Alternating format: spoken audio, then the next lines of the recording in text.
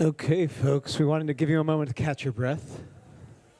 Please welcome back David Milch. Thank you so much for being here. Thank you for sharing this with us. Absolutely.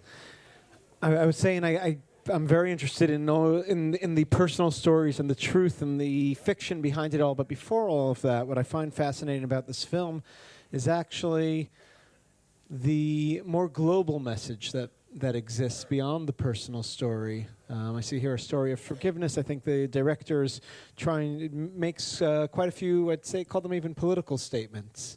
And I wanted to get your take on those relationships that you might have found in this film. Sure. I don't want to presume to speak for Avi Nesher, who's so brilliant when he does Q&As, and I'm a poor substitute for him.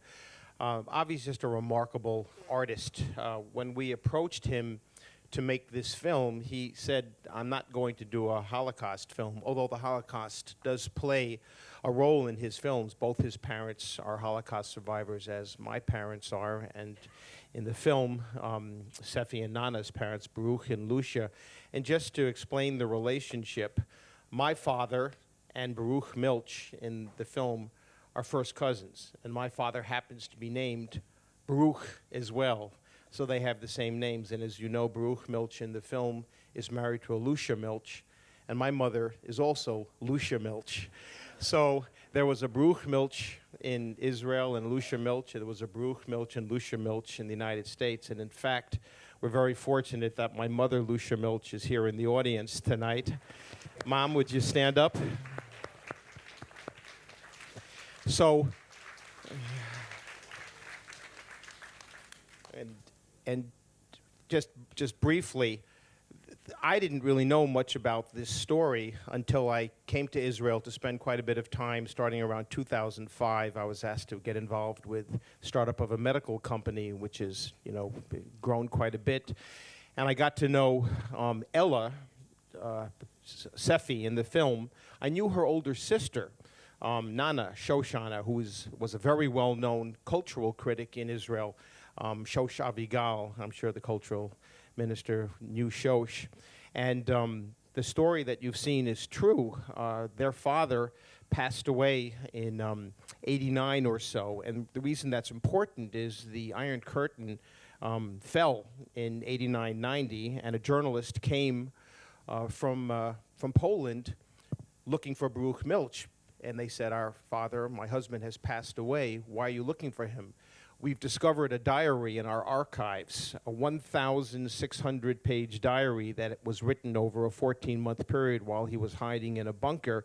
It's one of the most important first-person narratives of what happened in this period in the killing fields. We'd like to publish it.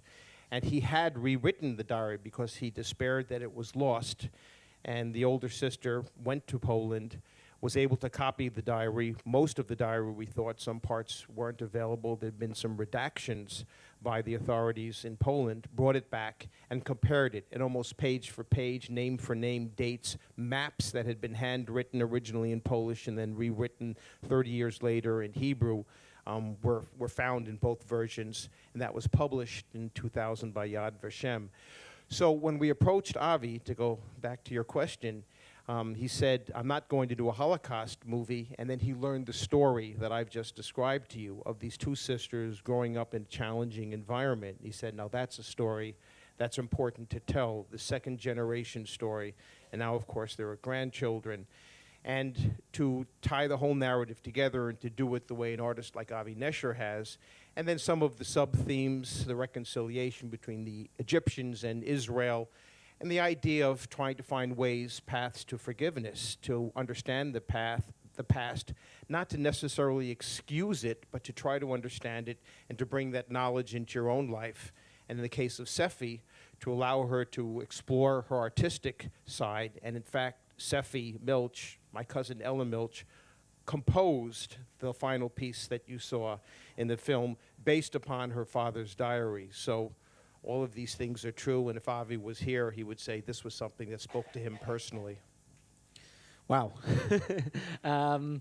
There's a lot there, and definitely those elements of reconciliation, I feel, are something that also speak very, very. It's one of the more subtle themes in the film, and especially what's going on, right? The peace with Egypt and the daughters' debates, but also how that reflects back on Israeli society and Israeli-German relations, and plays out really with The question of trying to understand what was true, what is true, what do we rely upon in terms of memory, the distortions of memory, and these are issues that we grapple with, I think, every day today in our society, trying to deal with terrible upheavals that have taken place and still are taking place, and then the distortion of truth despite the overload of information. Information is one thing, but insight and wisdom is something else, and I believe that Avi brings a huge amount of insight and wisdom to everything that he does in film.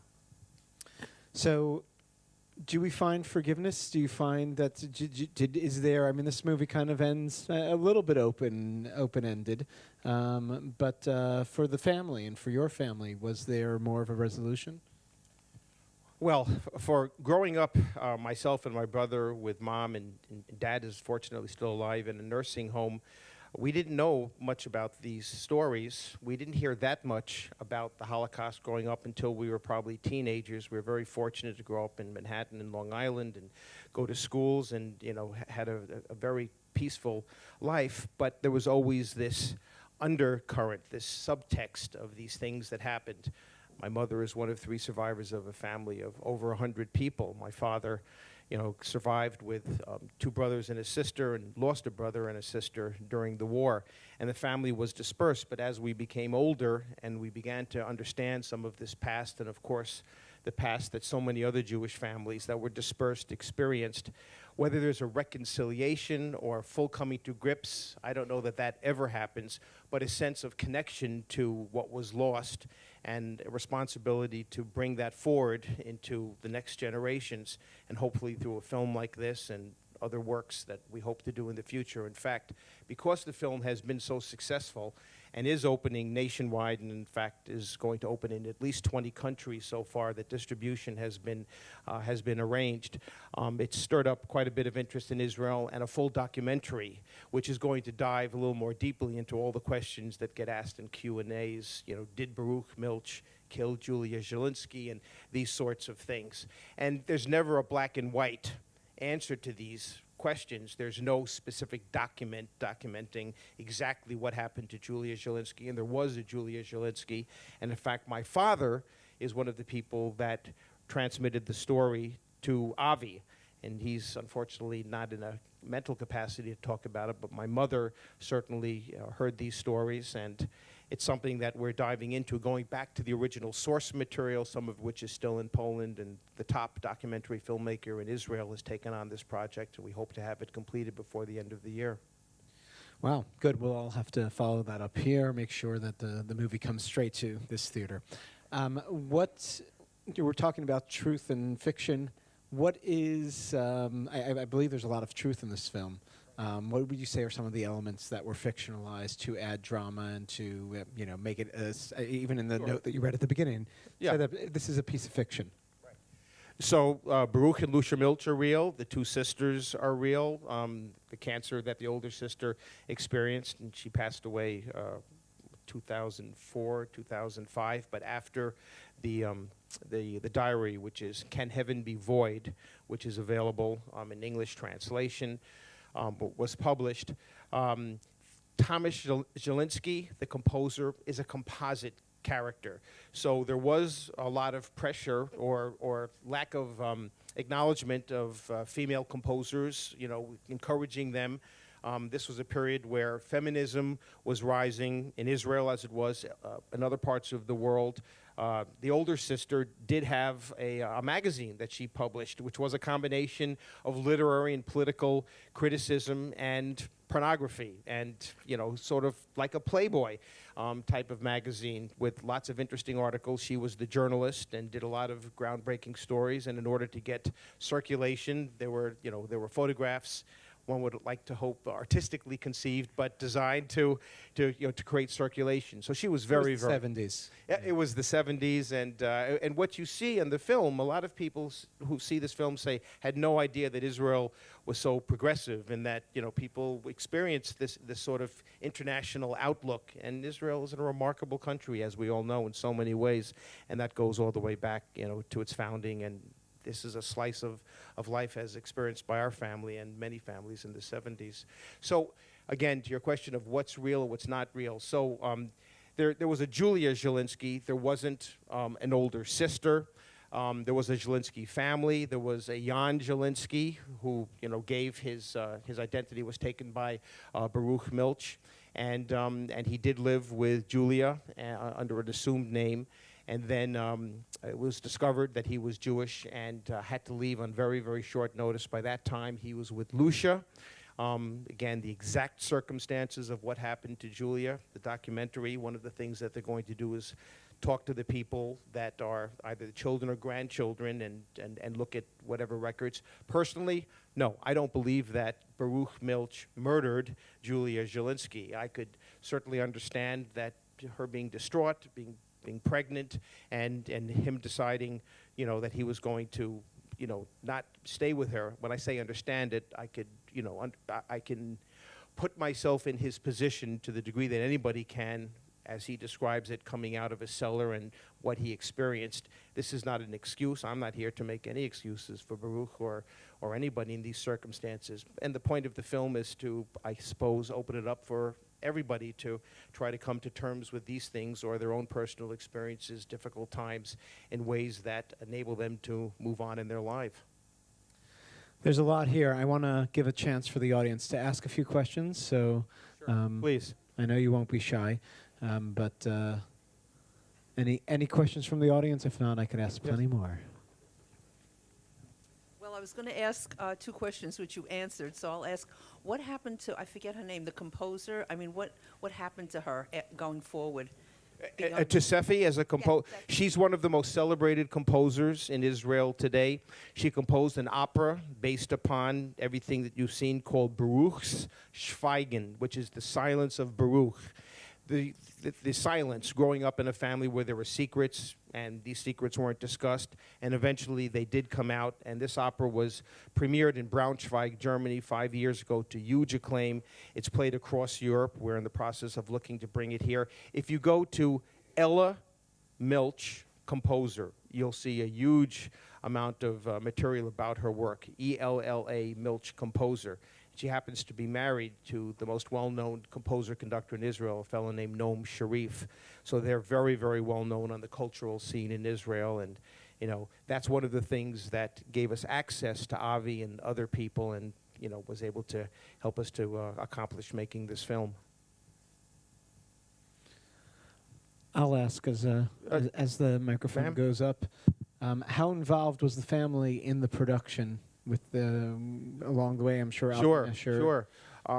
I financed the film along with the film funds in Israel, the Rekanati Rabinovich in Jerusalem Film Fund, and this was a project that originally was conceived as a documentary.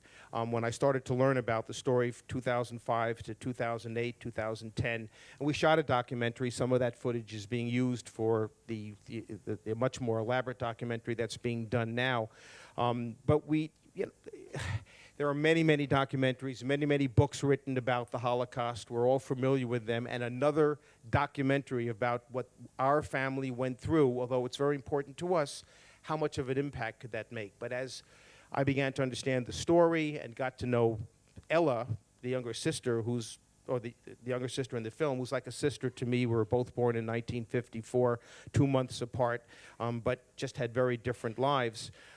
As I began to understand this story and understood the relationship with her older sister and her parents, who I knew a little bit, we decided that this was better told as a narrative film to give it more of an emotional impact. And that's something that is very important to me. You can hear the facts and the figures of what happened during the Holocaust. This is something that I grew up with, and I see the heads nodding in the room. We're all aware of this.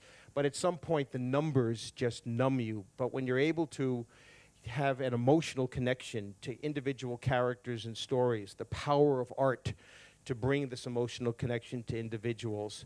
That's something unique when it works. And as I said in my opening remarks, this has broken box office records in Israel. It's quite extraordinary, you know, the feedback that we've received, the reviews.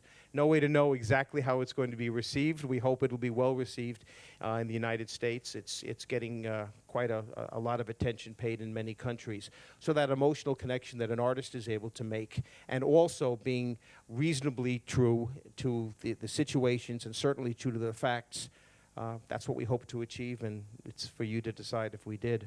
And I'll remind you that June 2nd it opens in theaters, so please do tell your friends. I wanted to say to Dr. Milch that you did such a mitzvah by financing this and putting this on the screen for everyone to see and to familiarize themselves.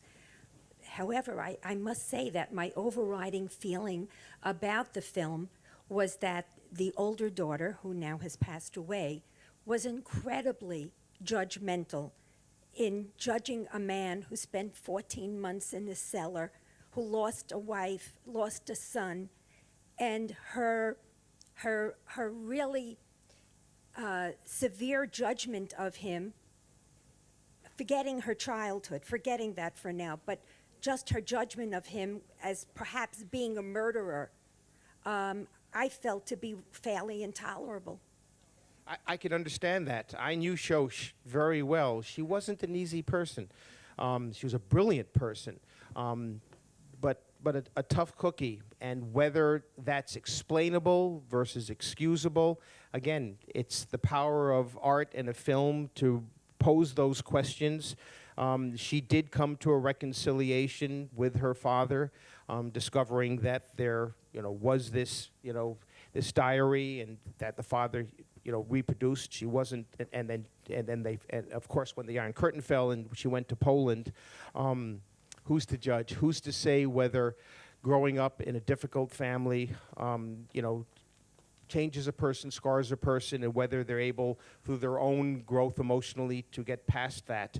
I'm not going to pass judgment, but I do respect what you're saying, and I understand it, and thank you for sharing it. I will also say the film's obviously a drama, and I think brings out a more dramatic relation than possibly we often see in reality. Sure. And I think Avi Nesher does a great job with that. David, I want to thank you so much. I think the most important thing really is that bringing the story is extremely important. You being here with us tonight and sharing and putting it all out there. Again, I want to thank the JCC. You've been extraordinarily supportive of us and of the film, and all of you for coming here and being with us today. Thank you. Thank you very much. Thank you so much for being here. Thank you for sharing. Folks, thank you very much, and we look forward to seeing you at other screenings. Have a good night.